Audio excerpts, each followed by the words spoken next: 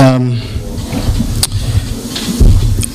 a few days ago, actually about 5 days ago, in any normal year, we would have marked a day that usually, we associate anniversaries with positive moments in our life, but we would have marked it as, I think, the 13th year since the murder of Amadou Diallo. Most of you all were living in New York at that time. I was living in Colorado. I was living in New Mexico. But I remember when it happened, and I remember the response of this killing of this young black man who I think was 23 and was an immigrant from West Africa, and how they shot at him 41 times and hit him with 19 bullets for the crime of possessing a wallet and having it in his hand. But 2 days prior to February 4th this year, there was another killing of an even younger black man, and his name is Ramarley Graham.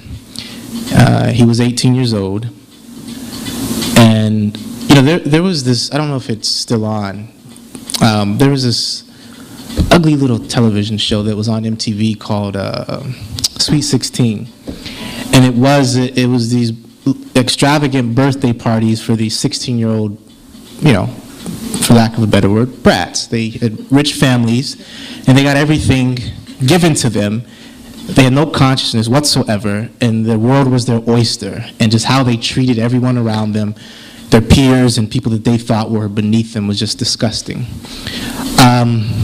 And you think when they became 18, I'm sure they got a similar type of party with extravagant gifts, cars, and things that you can't possibly imagine that someone could afford to be able to give someone. Not that people shouldn't have a right to a car, but these young people had everything dangled in front of them and was given to them.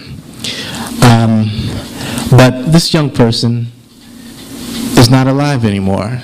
So whatever dreams that he may have had, whatever dreams his family may have had for him, ended with one bullet shot into his chest. And what was the crime that he committed?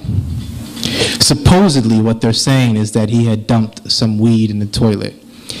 And do you know what the actual punishment for anything less than 1/7 of an eighth of an ounce is in New York City? A citation. But he was given a death sentence. And then they lied about it, which they do just about all the time, which I'm sure that they've done. And I think in the city of New York, 204 people have been killed by the police since Amadou Diallo. And I don't trust the cop. I don't trust the pig. So I assume that they're lying at every point.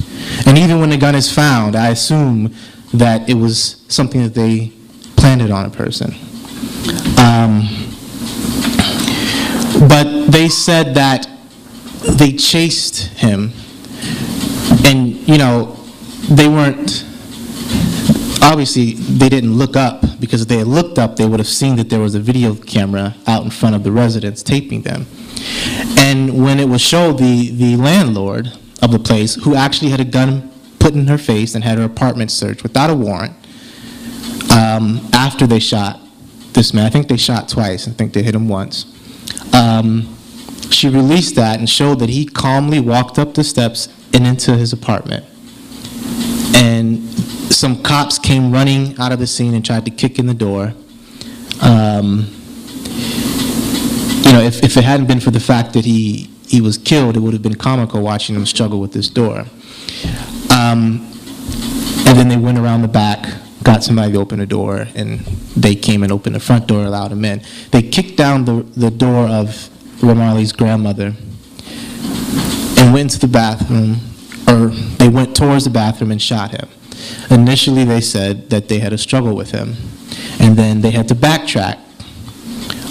Ray Kelly, who's the father of a rapist who was on television every day, came and said, oh, well, no, there was no struggle. They didn't make any contact with him. And, if that isn't bad enough, it makes you think about his little brother, who's 6 years old, and there are pictures of cops putting their arm around him. And it makes you think, since then, you can't imagine that he's been able to sleep.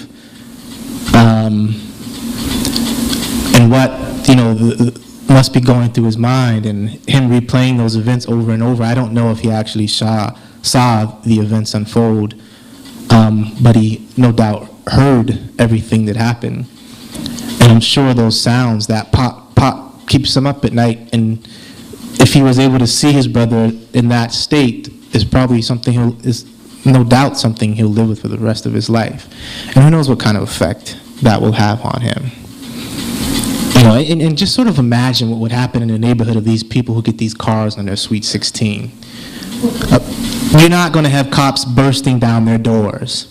They're not going to have children who will remember their brothers or sister being shot when they were 6 years old.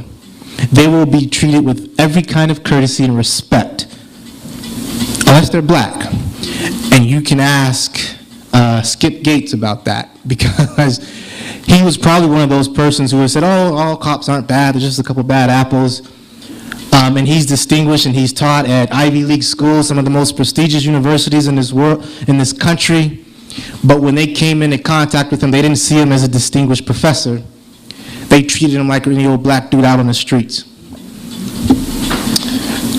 And I don't know how he's thinking now. I don't think he's a moderate, black political figure. Very moderate, in fact. And that's even a compliment. But even before that, a week before, in fact, before the killing of this young man, whose only crime was walking into his house and being black and out on the streets, there was a beating of another black man who was a year older than Ramarley.